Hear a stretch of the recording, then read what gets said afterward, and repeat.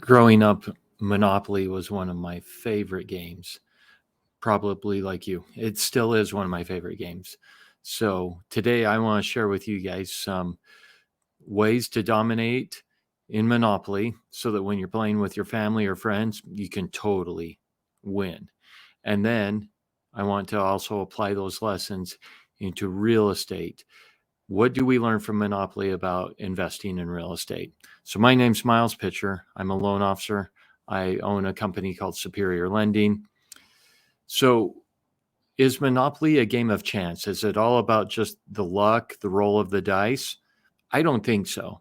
And I know it's not so. I know that there's strategy.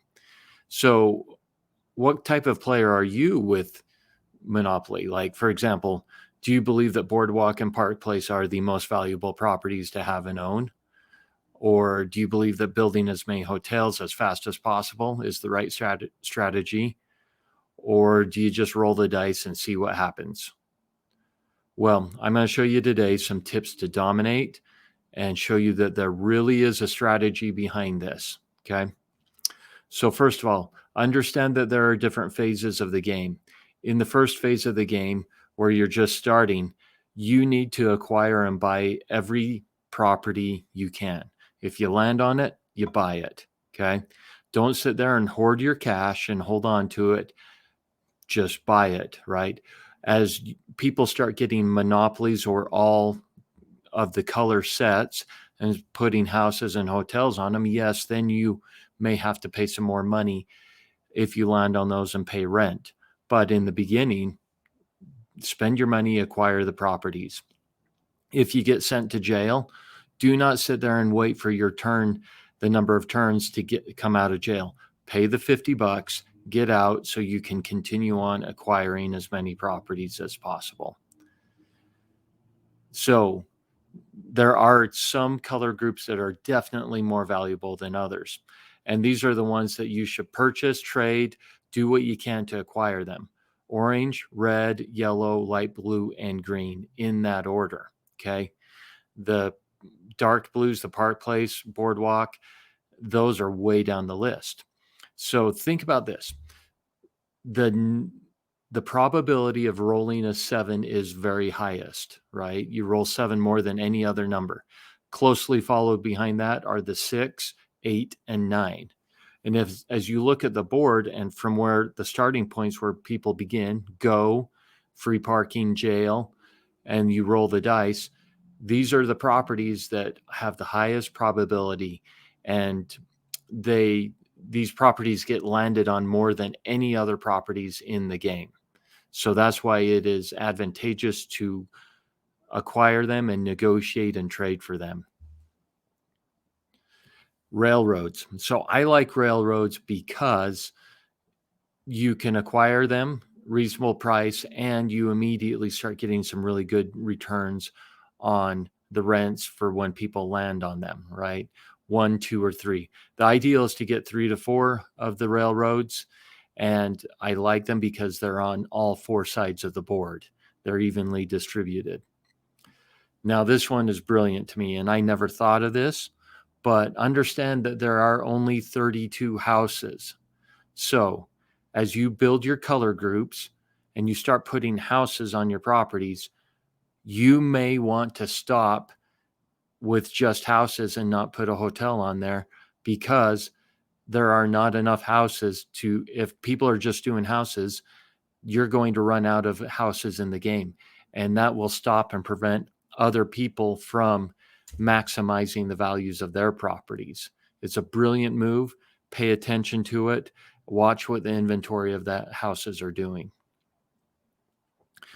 Relationships and negotiations are critical here, right? Doing trades with people. For example, I believe that Boardwalk, Park Place, and the utilities, you should acquire them and buy them in the first phase of the game. But then somebody is just in love with Boardwalk and they want it, they have to have it. Great. Make them pay for it through trades and get rid of that. The utilities are the same way. Use them as trade bait. Think about it. Boardwalk is on the 4th side of the board, and the majority of the time, people are either advancing to go to jail or wherever to Reading Railroad, they skip over that section of the board so many times. So use it as trade bait.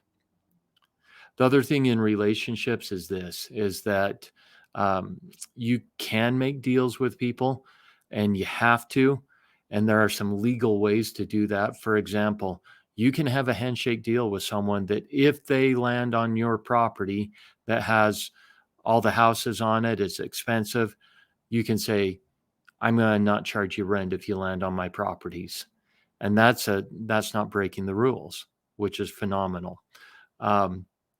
Another smart negotiation is if you've come along and needed to mortgage a property, which is not a bad thing to do, and you can do it, you can trade away a mortgaged property to someone else who maybe needs to finish out a color group and get great value that way. So just be smart in those negotiations and relationships. So how do we convert this or use this in real estate? Okay. And I believe that you have to be a strategic player.